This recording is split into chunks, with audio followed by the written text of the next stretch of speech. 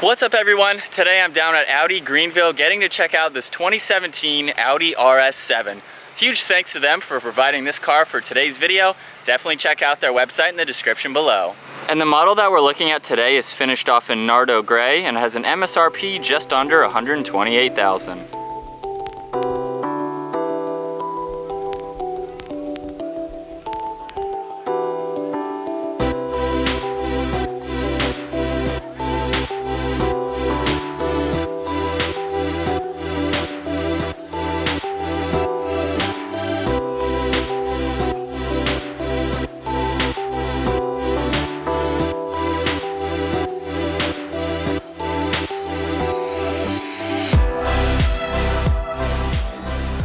Under the hood is a 4-liter twin-turbo V8 paired only to the 8-speed Tiptronic automatic transmission with steering wheel mounted paddle shifters. Two different models are offered for the RS7. The Performance package puts out 605 horsepower at 6,100 RPM and 516 pound-feet of torque as low as 1,700 RPM. This model here puts out 560 horsepower and 516 pound-feet of torque. It is all-wheel drive, weighs just under 4,500 pounds, 0 to 60 can happen in the mid 3-second range. Top speed is 190 miles an hour, and the standing quarter-mile time for the Performance is 11.3 seconds at 125 miles an hour. And based off a 19.8 gallon tank, you can expect the fuel economy to be 15 city and 25 highway. The wheelbase measures 114.8 inches, it has a length of 197.3 inches, the width is 75.2 and its height is 55.9 inches. Audi Greenville has a very special RS7 Performance. This specific vehicle is a one-of-one spec, finished off in glacier white matte, has the carbon optic exterior package. Starting up front with the hexagonal center grille, which is traditional on all Audis with the honeycomb design, forward-facing camera, signature LED headlights with parking sensors on either side. The center section of the front bumper has a nice carbon fiber piece finish to it, and there are very clean lines coming along the hood. This vehicle offers the standard 20-inch 5 double-spoke design wheels with a nice two-tone finish. 21-inch wheels are optional. The brakes measure 15.4 inches in the front, in the rear measuring 14 inches. There's also a very nice line running along the length of the car from the front headlight all the way to the rear taillight. And finishing up with the standard LED taillights, the backup camera with 4 parking sensors, dual exhaust, and the carbon fiber rear diffuser. And now with the key, we'll go ahead and take a more in-depth view of the interior. This does have black mirrors with the LED turn signal indicators, and as long as I have the key on me, I just place my hand in the door handle, it'll automatically unlock. The door panel is finished in a combination of black leather with white stitching, along with Alcantara located above that. Very nice inlays around your aluminum release handle. You have your lock and unlock with your settings for the power seats. All of your windows are automatic up and down. You have your heated side mirror option along with the folding option. This has a 10-speaker Bose audio system along with your trunk release and some more storage space. We have RS7 down on the side door sill. These seats are Valcona leather. They also have massage capabilities along with ventilation. Very nice side bolstering. All of your adjustments as they are powered. So once inside, I'll go ahead and double tap on the engine start stop button to turn on all the electronics. You'll see the center screen pop up. And with my foot on the brake, I can go ahead and start it up.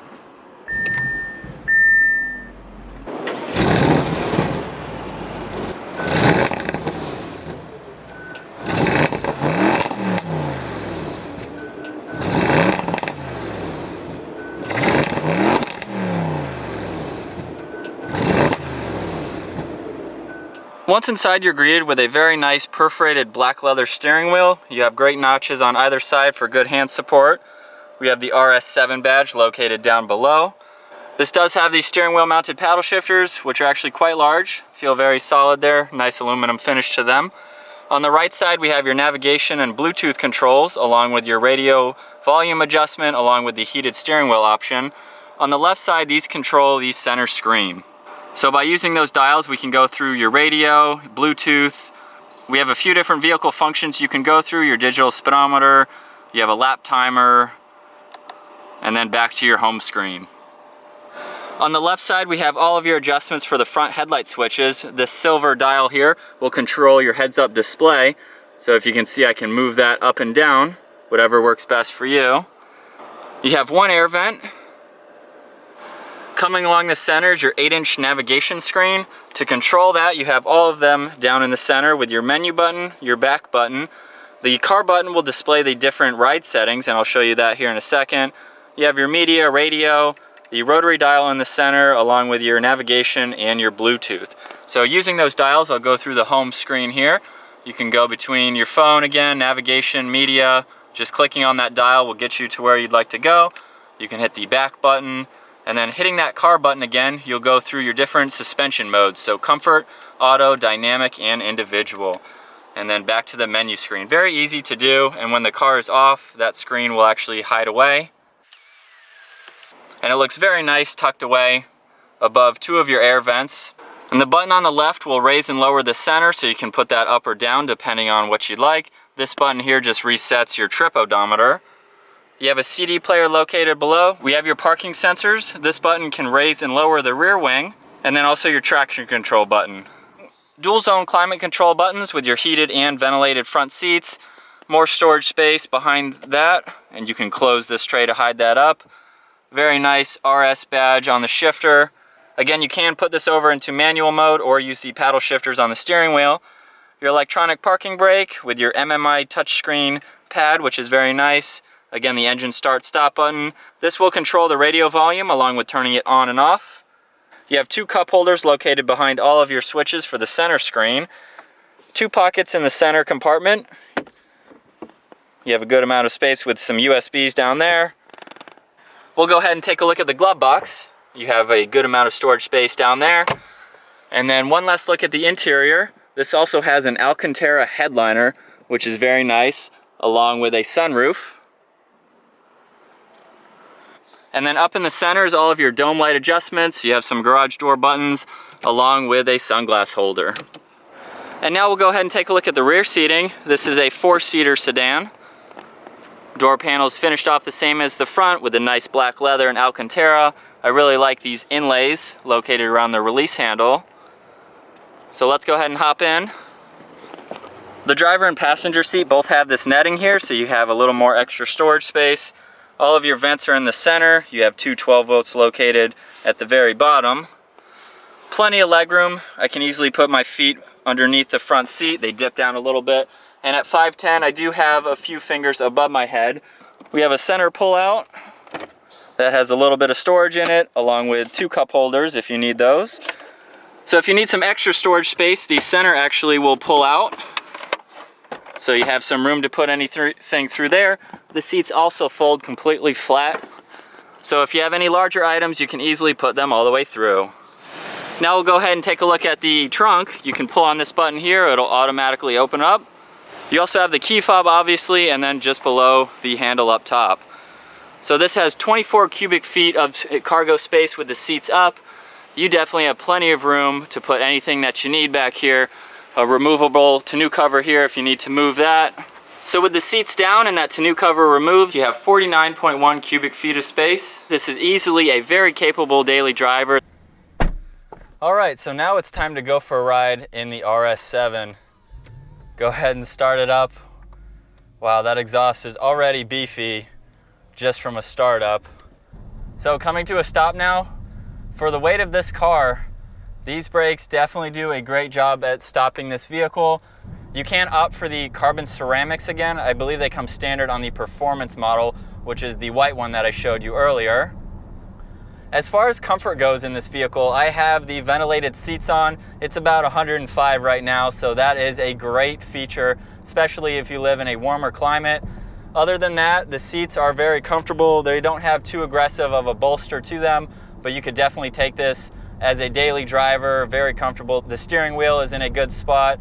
I like the paddle shifters. They're directly behind, so they give you easy access to be able to use those. They're not too large that they won't hide your blinker or your windshield wipers, so that's very nice as well. And then as far as visibility goes, well, obviously looking out of the front, you have great visibility. The A-pillars are very minimal, so you don't have hardly any blind spots there. And then looking over your left shoulder, you don't have a blind spot. You're easily able to see out of the rear glass. A quick glance over your right shoulder, and you don't have that big of a blind spot. That pillar back there is very minimal, and then obviously you can see out of that rear glass just as easily. And then your side mirrors and your rear view mirror will do an excellent job as well. So we are coming to a turn here on the brakes. Hard turn.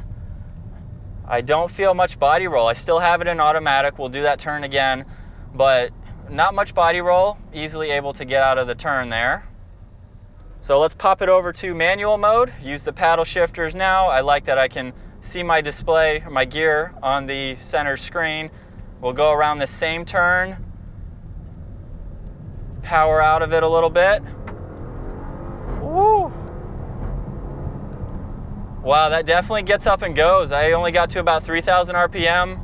You can hear a little bit of crackle in that exhaust. That sounds so good in this car.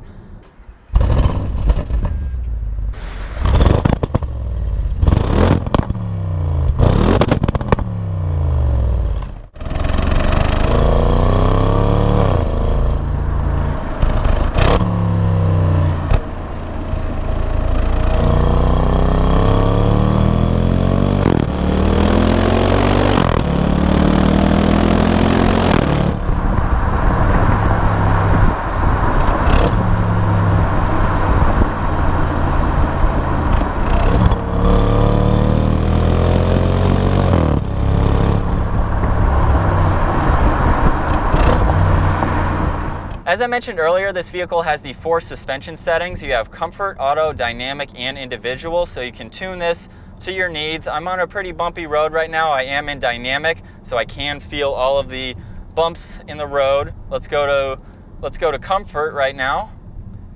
Everything just gets nice and soft. It absorbs bumps very well, even going around that turn. Not much body roll in the suspension as it's loosened up. And we'll go all the way back to dynamic again. A little bit harsher of a ride, that's for sure. As far as technology features go, available on this car, you get adaptive cruise control, you get the automated emergency braking with lane keeping assist, automatic high beam headlights, there's a night vision assist, and along with the driver assistance package, you get the adaptive cruise with stop and go. So if you're in rush hour traffic and you're going to speeds of 45 miles an hour, there are 2 cameras located up front. They're on either side where fog lights would be. They will detect the stop and go for you, so it will speed up with traffic, it will slow down with traffic, it will just aid you in situations like that.